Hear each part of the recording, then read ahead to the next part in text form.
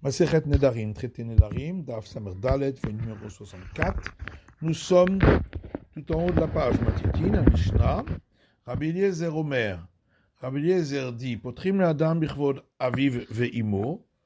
On peut prendre pour porte de sortie pour délier un vœu d'un homme en utilisant l'honneur de son père et de sa mère, en lui disant, si tu avais su que tu déshonorerais ainsi tes parents en faisant ce vœu-là, est-ce que tu l'aurais fait? Et s'il dit qu'il ne l'aurait pas fait, alors on peut le délier.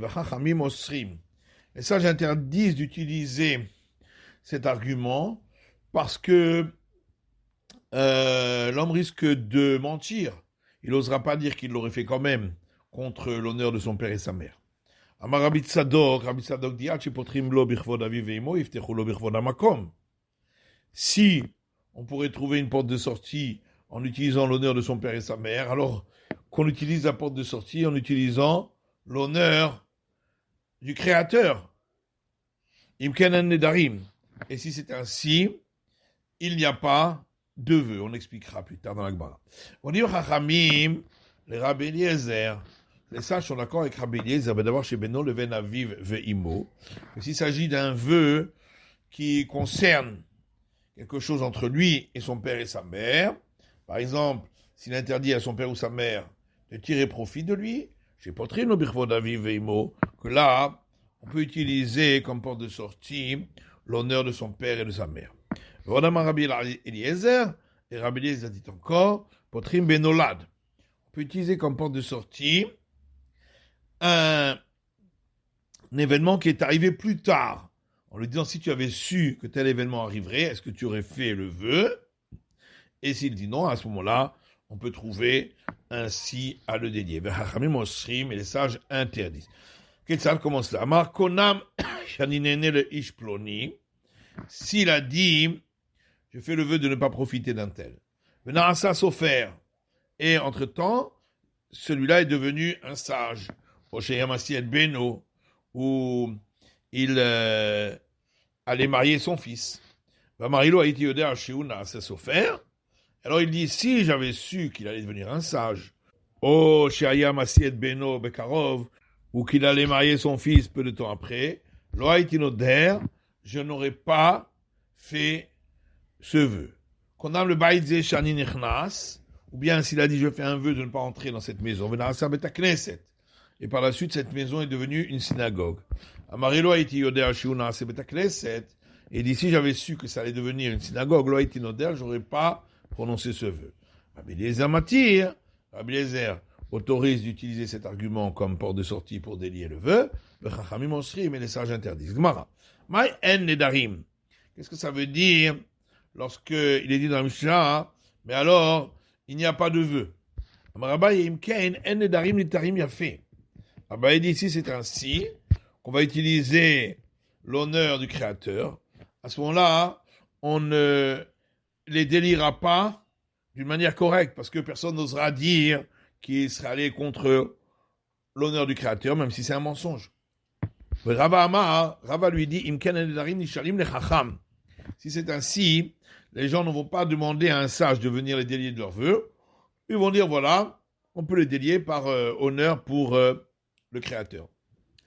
Tnan, on a vu dans notre Mishnah, Rabbi Eliezer, que les sages sont d'accord avec Rabbi Eliezer, d'abord chez Bédon le Ben Aviv Ve'imo, lorsqu'il s'agit d'un vœu sur un point qui concerne le lien entre lui et son père et sa mère. Chez Potrino Bekavod Aviv Ve'imo, dans ce cas-là, on pourra utiliser comme porte de sortie l'honneur de son père et de sa mère.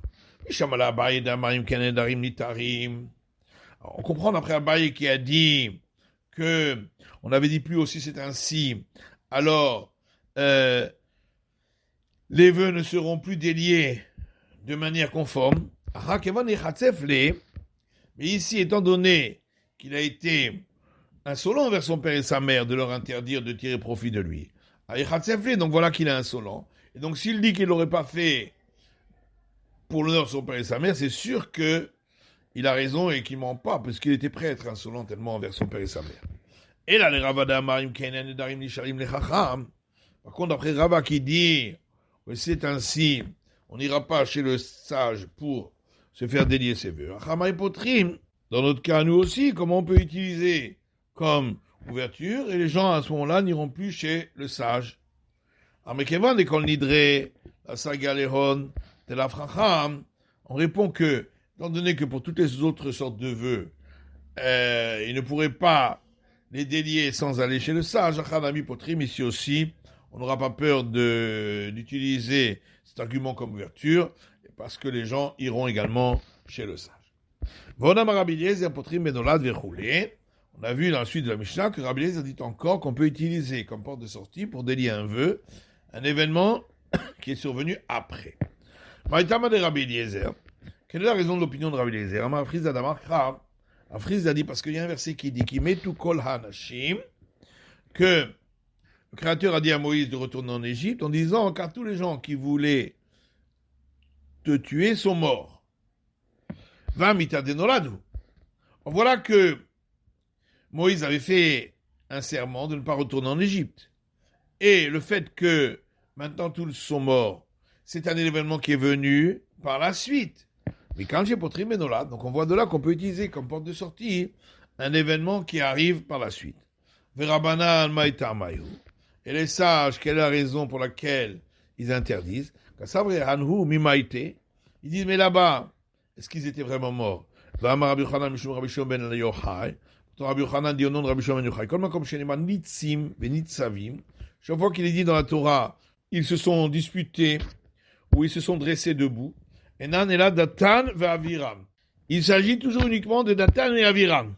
Donc on voit bien que Datan et Aviram, qui voulaient le mal de Moïse, on les retrouve plus tard, donc ils n'étaient pas morts. Et la Resh Lakish, Yerdou Minir Seher. Seulement Resh Lakish dit qu'ils ont perdu leurs biens, ils sont devenus pauvres. Et ça, c'est un événement dont la personne aurait pu s'imaginer qu'elle va arriver, c'est pourquoi on peut l'utiliser comme porte de sortie. Amar Rabbi Shimon ben Levi, Kol adam she'ein lo banim chashuv kemet. Rabbi Shimon ben Levi dit, tout homme qui n'a pas d'enfant est considéré comme un mort chez Nema, comme il est dit dans la Genèse, Havali banim, vim ayin meta anochi. Rachel a dit à Jacob, donne-moi des enfants, sinon je suis morte. Tanya, il y a une braïta qui dit, Arba chashuvim kemet. Il y a 4 types de personnes qui sont considérées comme morts. Ani, le pauvre, ou Metzora et le lépreux, le Soma et le non-voyant, ou Mishen Lobanim et celui qui n'a pas d'enfant. Ani, le pauvre, dit-il, comme il est écrit, qui met tout kol hanashim, car sont morts tous les hommes qui te voulaient du mal, et on a expliqué qu'ils ont perdu leur bien. Metzora, le lépreux, dit-il, comme il est écrit dans les nombres, Anatehi Kamet, concernant Myriam, qu'elle ne soit pas comme un mort. Le sommet et le non-voyant, dit-il, comme il est écrit dans les lamentations, dans les ténèbres, il m'a fait asseoir comme les morts du monde.